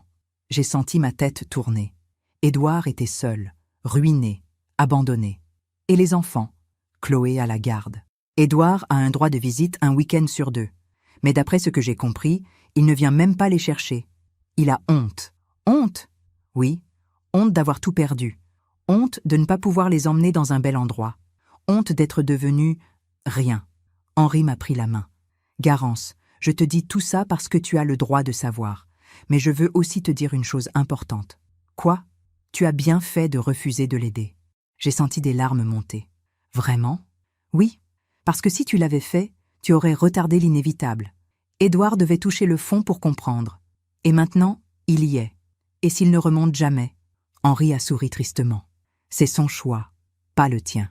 Après le départ d'Henri, je suis restée assise longtemps. Mon fils avait tout perdu. Sa femme, sa maison, son statut, ses enfants. Et une partie de moi souffrait pour lui. Mais une autre partie, plus profonde, savait. Philippe avait raison. La vie finit toujours par rendre justice. Édouard avait construit sa vie sur le mensonge, la manipulation, l'apparence. Et maintenant, tout s'était écroulé. Comme un château de cartes. Ce soir-là, j'ai ouvert mon carnet. J'ai écrit 15 février. Aujourd'hui, j'ai appris que mon fils a tout perdu. Je devrais me réjouir. Mais je ne me réjouis pas. Je suis juste triste. Triste qu'il ait fallu en arriver là. Triste qu'il n'ait pas écouté son père. Triste qu'il ait choisi l'apparence plutôt que l'amour. Mais je ne regrette rien. Car en refusant de le sauver, je l'ai peut-être aidé à se sauver lui-même. Un jour, peut-être, il comprendra. Je me demande encore si j'ai fait le bon choix. Et vous ? Qu'auriez-vous fait à ma place ? Les semaines ont passé comme des pages qu'on tourne doucement. Mars est arrivé avec ses premières promesses de printemps. Les bourgeons apparaissaient sur les arbres du bois de Boulogne. La lumière changeait, les jours rallongeaient. Et moi, lentement, je renaissais. J'avais pris une décision. Je ne passerai pas le reste de ma vie à pleurer sur ce que j'avais perdu. Philippe ne l'aurait pas voulu. Et au fond de moi, je ne le voulais pas non plus. J'ai commencé par de petites choses, des promenades quotidiennes, longues, apaisantes. J'ai repris la lecture. Pas seulement les classiques, mais aussi de nouveaux auteurs. Des femmes qui racontèrent des histoires de renaissance, de résilience, de force tranquille. J'ai cuisiné, pour moi. Des plats que j'aimais. Une blanquette, un coq au vin, un gâteau au chocolat que je mangeais seul, sans culpabilité. Et j'ai écrit, dans mon carnet bleu, pas seulement l'histoire de ma douleur, mais aussi celle de ma reconstruction. Un matin, en me regardant dans le miroir, j'ai vu quelque chose de nouveau. Mes cheveux avaient blanchi. Des rides nouvelles marquaient mon visage. Mais mes yeux avaient changé. Ils n'étaient plus ceux d'une femme brisée. C'étaient les yeux d'une femme qui avait traversé la tempête et qui avait survécu. Un après-midi de mars, alors que je lisais dans un café près du parc Monceau, une femme s'est approchée de ma table. « Excusez-moi, Garance ?» J'ai levé les yeux. C'était Agnès. Une ancienne collègue du lycée où j'enseignais, il y a plus de 15 ans. Agnès! Mon Dieu! Nous nous sommes embrassés. Elle avait mon âge, les cheveux courts et gris, un sourire lumineux. Ça fait si longtemps, qu'est-ce que tu deviens? Je ne savais pas quoi répondre. Lui raconter ma vie, ma chute, ma renaissance. Finalement, j'ai dit simplement « Je vis, et toi ?» Agnès s'est assise. Nous avons commandé du thé. Elle m'a raconté sa vie. Son divorce, il y a 10 ans. Ses 2 filles, maintenant adultes et indépendantes. Sa nouvelle passion pour l'aquarelle. Et toi, Garance, tu as pris ta retraite? Oui, il y a 5 ans, après la mort de Philippe. Oh, je suis désolée. Philippe était un homme merveilleux. Oui, il l'était. Un silence. Et ton fils? Édouard? J'ai hésité. Puis, j'ai décidé de dire la vérité. Nous ne nous parlons plus. Agnès a froncé les sourcils. Pourquoi? C'est compliqué. Disons que nous avons eu des visions différentes de la famille. Elle a hoché la tête. Je comprends. Moi aussi, j'ai eu des conflits avec mes filles. Pendant des années. Mais tu sais ce qui a tout changé? Quoi? J'ai arrêté d'attendre qu'elles changent. J'ai changé, moi. J'ai construit ma vie. Ma vraie vie. Et quand elles ont vu que j'étais heureuse sans leur validation, elles sont revenues. Ces mots ont résonné en moi pendant des jours. J'ai construit ma vie. Ma vraie vie. Qu'est-ce que ma vraie vie? Pendant 42 ans, j'avais été l'épouse de Philippe. Pendant 41 ans, j'avais été la mère d'Édouard. Pendant 8 ans, j'avais été la grand-mère de Léa et Jules. Mais qui étais-je? Moi, Garance. J'ai commencé à me poser cette question tous les matins. Et lentement, des réponses ont émergé. J'aimais la littérature. Toujours. J'aimais enseigner. Transmettre. J'aimais les gens. Les histoires. Les âmes. Un jour, en passant devant une médiathèque de quartier, j'ai vu une affiche. Bénévole recherché pour cours d'alphabétisation. Aider des adultes à apprendre à lire. Mon cœur a battu plus fort. J'étais professeur de lettres. J'avais enseigné pendant 25 ans. Peut-être pouvais-je encore transmettre. Je me suis inscrite le jour même. Tous les mardis et jeudis, j'allais à la médiathèque. J'enseignais la lecture à des adultes. Des migrants, pour la plupart. Des hommes et des femmes qui avaient tout quitté pour recommencer une vie ici. Ils me regardaient avec des yeux pleins de reconnaissance. « Madame Garance, grâce à vous, je peux lire les lettres de l'école de mes enfants. Madame Garance, aujourd'hui, j'ai lu mon premier livre en français. Madame Garance, vous m'avez donné un cadeau que personne ne pourra me reprendre. Les mots. Pour la première fois depuis des années, je me sentais utile. Vraiment utile. Pas utilisé. Utile. Pas par obligation familiale. Par choix. Et cette différence changeait tout. Un soir d'avril, alors que je rentrais de la médiathèque, j'ai croisé une silhouette familière près du bois de Boulogne. Une petite fille, 8 ou 9 ans, blonde. Mon cœur s'est arrêté. Léa. Elle était assise sur un banc, seule, un cartable à ses pieds. Elle pleurait. J'ai couru vers elle. Léa. Elle a levé les yeux. Quand elle m'a vue, son visage s'est illuminé. Mamie. Elle s'est jetée dans mes bras. Ma chérie, qu'est-ce que tu fais là, toute seule? Maman devait venir me chercher à l'école. Mais elle est en retard. Ça fait 1 heure. Mon sang s'est glacé. 1 heure? Et tu n'as pas de téléphone? Non. Maman dit que je suis trop petite. J'ai regardé autour de moi. Personne. Où habites-tu maintenant? À Levallois, rue Anatole France. J'ai pris la main de Léa. Viens, on va rentrer ensemble. Dans le taxi, Léa s'est blottie contre moi. Mamie, tu m'as tellement manqué. Toi aussi, ma chérie. Toi aussi. Pourquoi tu n'es plus jamais venue nous voir? J'ai cherché les mots. Parfois, les adultes se disputent, et les enfants en souffrent. Mais ce n'est jamais de votre faute. Tu comprends? Elle a hoché la tête. Maman dit que tu ne nous aimes plus. Mon cœur s'est brisé. Léa, écoute-moi bien. Je t'aime. Toi et Jules. Plus que tout au monde. Ne l'oublie jamais. Jamais. Devant l'immeuble de Levallois, j'ai accompagné Léa jusqu'à la porte. C'était un immeuble modeste, très loin de la maison bourgeoise de Neuilly. Léa a sonné. Personne. Elle a fouillé dans son cartable et a sorti une clé. Maman m'a donné une clé, au cas où. Une enfant de 8 ans avec une clé. Seule pendant des heures. Nous sommes montés au 3e étage. L'appartement était petit. 2 pièces, un salon-cuisine, une chambre. Où dors-tu? Sur le canapé, avec Jules. Maman dort dans la chambre. Mon cœur saignait. Léa m'a montré l'appartement. Des cartons encore empilés dans un coin. Peu de meubles, pas de décoration. Sur le réfrigérateur, une photo. Chloé, souriante, avec un homme que je ne connaissais pas. « C'est qui ?» ai-je demandé. « Le nouveau copain de maman. Il s'appelle Stéphane. Il est gentil, mais il ne veut pas qu'on habite avec eux. Pourquoi? Il dit que les enfants, ça coûte cher. J'ai préparé un goûter pour Léa. Du pain, du chocolat. J'ai trouvé des fruits dans le réfrigérateur. Nous avons parlé. De l'école, de Jules, de ses rêves. Mamie, est-ce que tu crois que papa va revenir? Revenir où, ma chérie? Revenir nous voir. Il ne vient plus depuis longtemps. Pourquoi? Maman dit qu'il a honte, qu'il n'a plus d'argent pour nous emmener dans de beaux endroits. Édouard avait honte. Mon fils, qui avait tout sacrifié pour l'apparence, ne venait même plus voir ses enfants parce qu'il avait honte de sa pauvreté. Vers 18 heures, la porte s'est ouverte. Chloé. Quand elle m'a vue, elle s'est figée. Garance, qu'est-ce que vous faites ici? J'ai trouvé Léa seule, en pleurs, près de l'école. Depuis 1 heure. Chloé a pâli. J'ai eu un imprévu. Un imprévu qui vous fait oublier votre fille pendant 1 heure? Elle a serré les dents. Ce ne sont pas vos affaires. Si, quand il s'agit de la sécurité de ma petite fille. Chloé a posé son sac. Elle avait l'air épuisée. Plus de maquillage impeccable. Plus de tailleur élégant. Juste une femme fatiguée dans un jean et un pull. Écoutez, Garance, ma vie n'est pas facile en ce moment. Je fais ce que je peux. Je ne juge pas. Je constate. Elle s'est assise. Que voulez-vous? J'ai pris une grande inspiration. Je veux voir mes petits-enfants. Hors de question. Chloé, regardez la réalité. Vous travaillez. Vous avez une vie. Ces enfants ont besoin de stabilité, de présence. Ils ont ce qu'il faut. Léa était seule pendant 1 heure, sur un banc, en pleurant. Un silence. Chloé a baissé les yeux. Je sais que je ne suis pas une mère parfaite, mais je fais ce que je peux. Toute seule. Vous n'êtes pas obligée d'être seule. Elle a relevé la tête. Quoi? Laissez-moi les voir. 1 fois par semaine. Le mercredi, par exemple. Je peux les récupérer à l'école, leur faire leurs devoirs, les nourrir, les ramener ici le soir. Elle m'a regardée, méfiante. Pourquoi feriez-vous ça? Parce que ce sont mes petits-enfants, et que je les aime.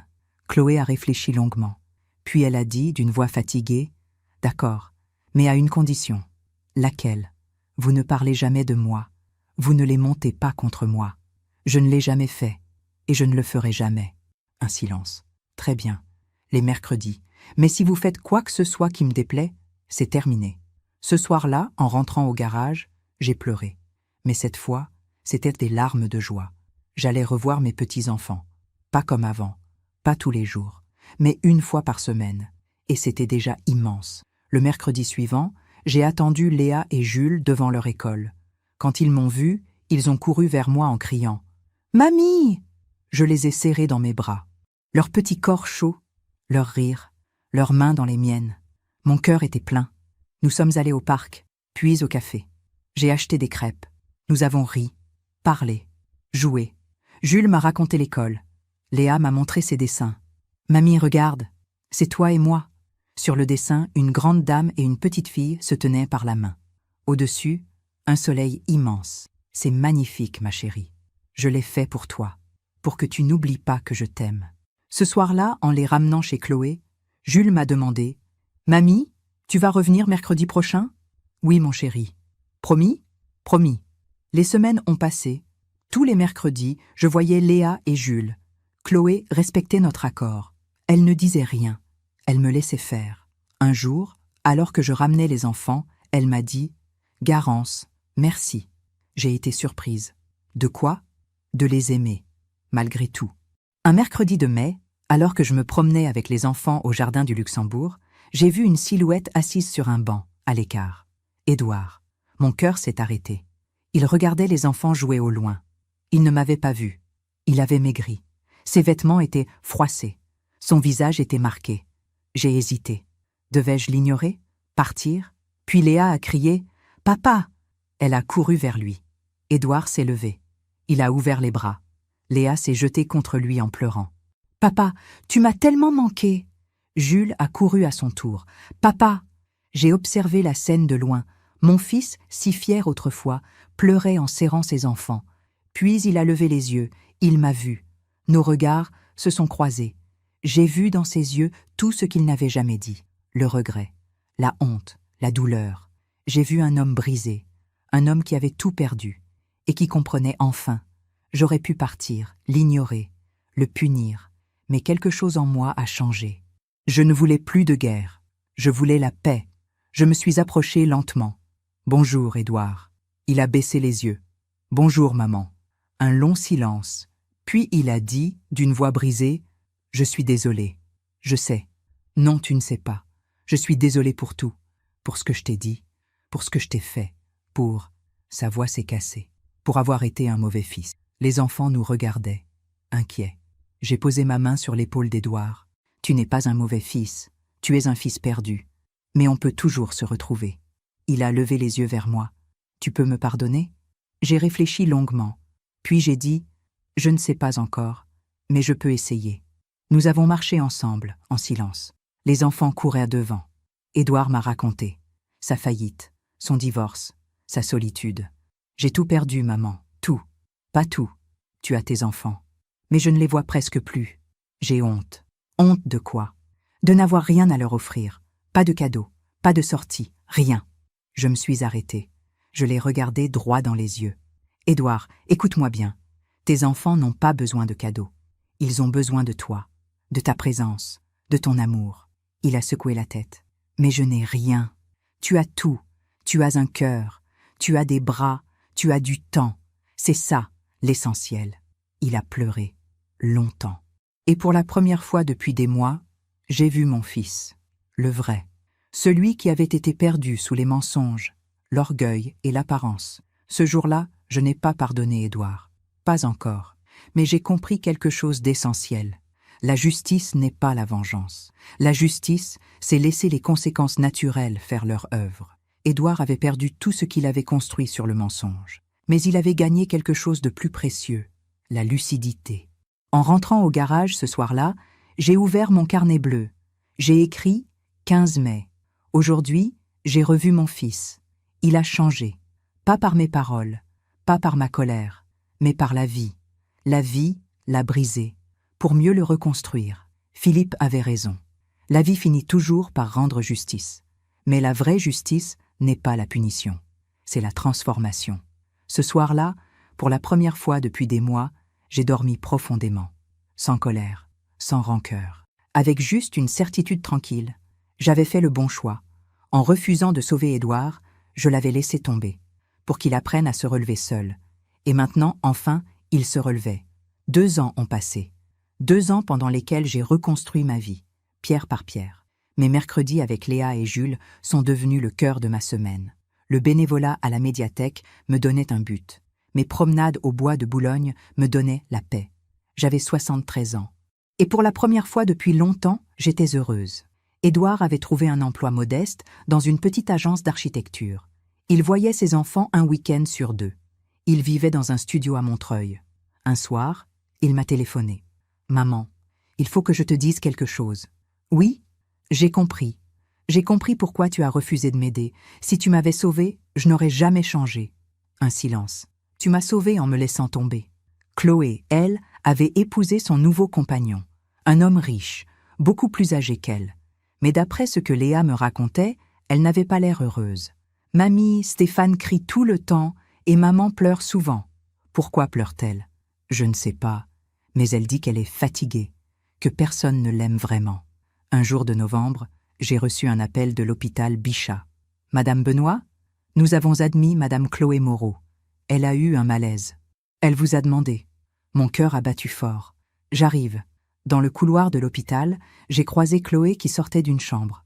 Elle portait une blouse d'hôpital. Son visage était pâle, ses yeux vides. Quand elle m'a vue, elle s'est arrêtée. Nous nous sommes regardés en silence. Elle m'avait traitée de vieille idiote. Elle m'avait chassée. Elle m'avait manipulée. Et maintenant, 2 ans plus tard, je retrouvais ce même regard vide dans un couloir d'hôpital. La vie finit toujours par rendre ce qu'on lui donne. Garance, sa voix était brisée. Oui, je suis désolée. Pour la première fois, elle semblait sincère. De quoi? De tout. De vous avoir traité comme je l'ai fait. De vous avoir utilisé. De vous avoir chassé. Un silence. Vous aviez raison. J'ai tout construit sur l'apparence, sur l'argent, sur le calcul. Et maintenant, Elle a éclaté en sanglots. Maintenant, je n'ai plus rien. Stéphane me traite comme une moins que rien. Mes enfants me fuient. Je suis seule. J'aurais pu me réjouir. J'aurais pu savourer cette victoire. Mais je n'ai ressenti que de la tristesse. Chloé, la vie nous enseigne toujours, parfois doucement, parfois durement. Elle a levé les yeux vers moi. Comment faites-vous pour être si en paix, après tout ce que nous vous avons fait? Parce que j'ai choisi la dignité plutôt que la vengeance. Et la dignité, Chloé, c'est le seul trésor qu'on ne peut jamais nous voler. Chloé a quitté l'hôpital ce jour-là. Nous ne sommes pas devenus amis. Mais quelque chose avait changé. Elle me respectait, enfin. Quelques mois plus tard, au printemps, Édouard est venu me voir au garage. Il tenait un bouquet de pivoines, mes fleurs préférées. « Maman, je voulais te dire merci. » Pourquoi? Pour avoir été forte quand j'étais faible. Pour avoir dit non quand j'avais besoin d'entendre non. Pour m'avoir laissé tomber, pour que j'apprenne à me relever. Nous avons bu du thé ensemble. Dans ce petit refuge que Philippe m'avait laissé, Édouard a regardé autour de lui. C'est petit, mais c'est beau. C'est à moi. Il a souri tristement. J'ai passé ma vie à courir après les grandes maisons, les beaux quartiers, le regard des autres. Et toi, tu as trouvé la paix dans 50 mètres carrés. Ce n'est pas l'endroit, Édouard. C'est ce qu'on en fait. Ce jour-là, mon fils m'a demandé pardon. Vraiment. Pas pour obtenir quelque chose. Juste pour libérer son cœur. Et moi, enfin, j'ai pu dire « Je te pardonne ». La vie avait rendu justice, pas par la punition, mais par la transformation. Chloé avait perdu sa froideur et gagné la solitude. Édouard avait perdu son orgueil et gagné la lucidité. Et moi, j'avais perdu ma famille, pour me retrouver moi-même. Un soir, en relisant les lettres de Philippe, j'ai compris. Il avait tout prévu. Le garage, l'argent, la condition. Il savait que je devrais tomber pour me relever. Il savait que la vie me rendrait justice. Et il avait raison. La vie finit toujours par rendre ce qu'on lui donne. Toujours. Aujourd'hui, j'ai 75 ans. Je suis assise dans mon petit refuge, celui que Philippe m'a laissé. Mon châle bleu sur les épaules. Une tasse de thé fumant entre mes mains. Par la fenêtre, je vois les arbres du bois de Boulogne danser dans le vent. C'est un matin de printemps. Le soleil brille. Et je suis en paix. Il y a 4 ans, mon fils m'a traité de vieille idiote et m'a chassée sous la pluie. J'ai dormi dans un garage. J'ai cru que ma vie était finie. Mais ce n'était pas la fin. C'était le commencement. Aujourd'hui, je vois Léa et Jules tous les mercredis. Ils ont grandi. Léa a 12 ans maintenant. Jules, 10 ans. Ils me racontent leurs rêves. Je leur apprends à cuisiner, à lire Proust, à regarder le monde avec émerveillement. Édouard vient me voir une fois par mois. Nous buvons du thé. Nous parlons. Pas comme avant, mais différemment, avec vérité. Il s'est reconstruit, lentement, humblement. Il n'est plus l'homme qui m'a chassé. Il est devenu l'homme que Philippe espérait qu'il devienne. Chloé, je ne la vois presque plus. Mais Léa me dit qu'elle a quitté son mari, qu'elle vit seule maintenant, qu'elle cherche encore le bonheur dans les mauvais endroits. Peut-être qu'un jour, elle comprendra. Ou peut-être pas. Ce n'est plus mon combat. Vous savez, on m'a souvent demandé « Garance, comment as-tu fait pour pardonner ?» Je réponds toujours la même chose. Je n'ai pas pardonné par bonté. J'ai pardonné par nécessité. Parce que la rancœur est un poison qu'on boit en espérant que l'autre meure. J'ai choisi de vivre, vraiment vivre. Philippe me manque tous les jours, mais je sens sa présence partout, dans ce refuge qu'il m'a laissé, dans ces lettres que je relis, dans les leçons qu'il m'a enseignées. La dignité avant tout, Garance. Il avait raison. Tout ce que j'ai aujourd'hui, ma paix, ma liberté, mon bonheur, je le dois à un seul choix, avoir dit non. Non à l'humiliation, non au chantage, non à la manipulation. Ce non m'a coûté cher, mais il m'a sauvé. Ce matin, j'ai fermé mon carnet bleu, celui dans lequel j'ai tout écrit, l'histoire de ma chute et celle de ma renaissance. Je l'ai posé sur l'étagère, à côté des lettres de Philippe. C'est mon témoignage. La preuve qu'une femme de 71 ans peut tout perdre et tout reconstruire. Si vous écoutez mon histoire aujourd'hui, c'est peut-être parce que vous traversez une épreuve. Peut-être qu'on vous a traité mal. Peut-être qu'on vous a utilisé. Peut-être qu'on vous a rejeté. Je veux vous dire une chose. Vous n'êtes pas seul. Et ce n'est pas la fin. La vie nous teste. Elle nous brise parfois. Mais elle nous donne aussi les outils pour nous reconstruire. Un refuge, de l'argent, une lettre, un ami, un sourire. Les cadeaux de la vie sont partout. Il suffit d'ouvrir les yeux. Mon fils a appris. Mes petits-enfants m'aiment. Chloé a payé le prix de sa froideur. Et moi, j'ai trouvé quelque chose que j'avais perdu depuis longtemps. Moi-même. La vie finit toujours par rendre justice. Pas toujours comme on l'imagine, mais toujours de la façon dont on en a besoin. Alors voilà. Si mon histoire aide ne serait-ce qu'une femme à ouvrir les yeux, alors tout cela aura eu un sens. Si elle aide une mère à dire non quand il le faut, si elle aide une grand-mère à choisir sa dignité plutôt que la culpabilité, si elle aide une femme à comprendre qu'on peut tout perdre et se retrouver, alors j'aurai réussi. Je suis Garance Benoît. J'ai 75 ans. Mon fils m'a chassé de chez lui. J'ai dormi dans un garage. Et aujourd'hui, je suis la femme la plus libre que je connaisse, parce que j'ai choisi la dignité, et que personne, jamais, ne pourra me la reprendre. Merci de m'avoir écouté jusqu'au bout. Si cette histoire a touché votre cœur, abonnez-vous et activez la cloche pour entendre d'autres femmes qui ont transformé la douleur en sagesse. Chaque jour, une femme, une leçon de vie. Partagez cette histoire avec quelqu'un que vous aimez. Parfois, une histoire change toute une journée. Que Dieu vous bénisse et à très bientôt.